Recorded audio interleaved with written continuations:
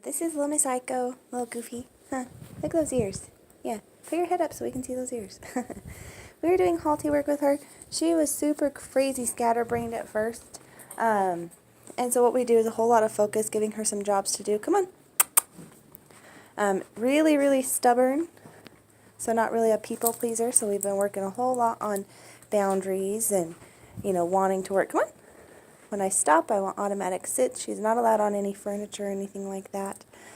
Mainly because she is so pushy. Come on. Good girl. When she goes home, I'm going to attach a lighter leash to this halty because she'll mess with that heavy buckle that's hanging down. Halty work is like a head halter just for horses. Light pressure. Look at that little bi eye. That little party eye dot. Cute. Haven't really noticed that in the other light. She wants to go over to my puppies that she knows are over there tied in the kitchen. Come on. But same thing. Nope, guess what? You get to work with me. When I stop, I want automatic sits. If I don't, I'm going to step into her, pull up on that halty, release pressure. So the halty goes over the bridge of the nose on a natural pressure point. Come on. On a natural pressure point. Come on. That teaches puppies calm, right? So her biggest thing was she was super scatterbrained and over-adrenalized, and she would get over-adrenalized over every little thing. Good girl. Super insecure, so this halty work will build up. You just whacked yourself in the face.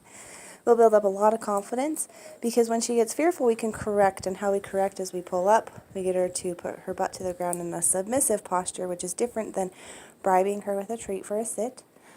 We want that calm, submissive posture so that she can now observe whatever it is that's making her nervous. Come on. So with the halty, I want her to stay in this 2 foot by 2 foot zone right next to me. If she goes out of it, you can see I'll tug back. If she goes out ahead, I'll tug to the side. Right here is, oh, good girl, is her little tough spot because she wants to go to the other puppies. Or I'll pop straight up as a correction. Good girl. When I stop, I want an automatic sit, and you can tell I'm not petting her or anything like that until she starts to give it to me. Typically first thing in the morning. That'll take her about the first 5 minutes of us working together. Nope, come on. So it's not how far we good. Look at that focus. Good girl. It's not how far we go, it's what we do to get there. I'm going to stop right here. I'm going to pull up, step into her using body language. Release that pressure. Good licking. Good girl. Those are calming signals. Yep, we don't get to go play yet. It's the cat. Nope. Good. And pull up. See, automatic sit. I did no pressure on the halty. So I'm not going to give her massive rewards for halfway doing a behavior. You're so cute. I'm going to give her a lot of attention and affection physically when she does an expected behavior unexpectedly and not asked for. So, needless to say, I'm giving her attention for using her brain without me having to do her homework for her. That's going to motivate her more to use her brain even more and strive for excellence instead of, moderate. I'm going to stop right here. Just paying attention to low key, so I'm going to pull up, step into her, release that pressure, turn back to the side. See that licking? Those are calming signals. So when she gets overexcited, it's really easy to correct that overexcitement and get her default back down to calm. See how that focus? That's a good girl. No leash pressure there. I'm going to give her some loves. Good girl. So it's going to get her focused that much more. Now when she's in that little 2 foot by 2 foot zone, you see I'm using 2 fingers to walk her. I want that buckle, back. I want that buckle to be hanging loose underneath her chin. But I also want her ear or her head, to be equal to my thigh at all times. So a dog doesn't have eyeballs, good girl, doesn't have eyeballs in the back of their head, so they can't see us if they're clear out ahead. And that's telling dogs like, yes, I love when you lead me on my walk. I love when you pull. This is pack drive. Where are you going? How fast are you going? Where are your feet going? Are you going to stop? What should I do when you stop? So right here, I'm going to pull up, reiterate that, and guess what? No affection. She's like, hey, what the heck? Look at that focus. What a good girl. Stop right here. I'm going to pull up. I know, look, he's right there taunting you, isn't he? Now, place work is very similar. Place work is creating impulse control. Again, so it's like place and stay. It's right here. I'm going to pull up. Stay. Here. Yes. Now I'm going to step into her. Sit. Good. Stay. I'm going to walk into her. I'm going to take a step back. Good. Here. Good. Take a step forward. Sit. Good girl. Come on. And do it again. Stay. Step into her till she puts her butt to the ground. This is using dominance. Assertive moves forward. Submission moves back and down. And I'm going to back up. Good girl. Here. Here. Yes. Good girl. Grab that halty. Stand straight up. Get that automatic sit. And then I pet her. So we get excitable, but then we teach her that default calm first. And then you get your attention and affection. Good girl. Yeah. Same thing with place work. Place. Up. Good. Now here she wants to lay down and rub her face. She's not going to get her halty off, so, she'll live. But place work is, here. Stay.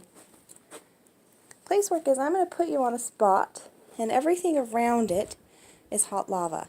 You need to stay there until I either come and get you or call you off of it, right? While you're cooking dinner, my kitty cat's going to be a distraction. Good girl. While you're cooking dinner, at the door for door manners, while you're getting ready for the day, blow drying her hair, getting her used to crazy sounds. Place work is so great to teach puppies to, one, pay attention to us and to calm down in the house. And it starts to move them towards more freedom. He's taunting her. Starts to move them towards more freedom in the house instead of constantly having to be on leash. So the first couple of weeks they're going to be on leash. Why? Is because we're going to set them up to be successful. We're not going to chase her around because she's making off-leash time a game. We're going to guide her in the right direction, saying, hey, honey, guess what?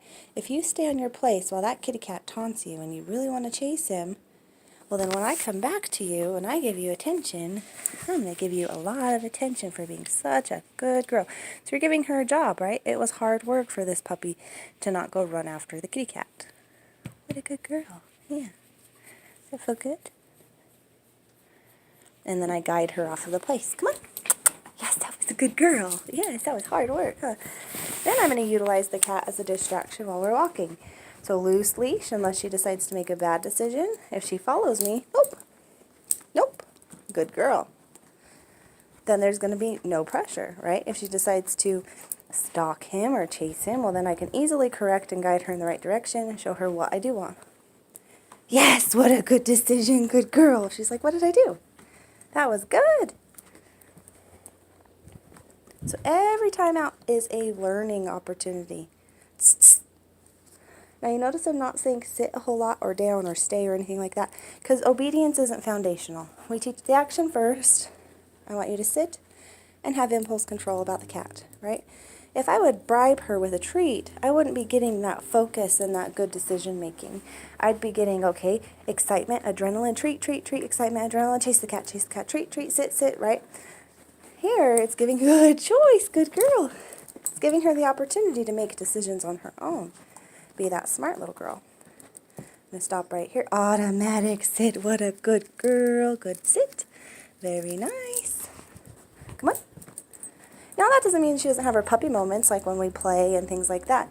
But ultimately, we want everything else out of the time. Nope. Now if she messes with her face too much, I'm going to back her up. Just like that. Good girl. She's like, dang it, why can't I mess with my face? The more tired she gets, the more finicky she'll get. She checks out mentally at about 20 minutes. It's where her brain kind of maxes out on information. So I'm going to let her sniff, smell. Aiko. Good choice. Good girl.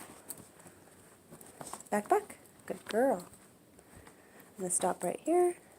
If she's not paying attention to me, I'm going to move my body into her, get that submissive sit, and then continue on. Come on. Oh. She's like, oh, that cat. Aiko, place. All the way. Up. I'm going to use my body to block her back. Yep. She likes to test and be kind of persistent on inching away. So if she inches away, I'm going to step forward and then step back when she stays on that bed. We can use that as a correction. Let's say she started chewing on something like her leash. I'm not going to go all the way to her. Oop, he's going to get down. I'm not going to walk all the way to her and take something out of her mouth. I'm going to use that body language and energy to get her to drop whatever is in her mouth. And then teach her what else to do, right? Good girl. I go here, here. Yes, good girl. Give her a little attention. Pull up, step into her, right? And she's a super overly submissive puppy, so I pet her from underneath a lot. Build her up, raise her up, lift her up. Teach her she doesn't have to be so overly submissive to new people or new dogs or things like that. What a good girl. Huh. Huh.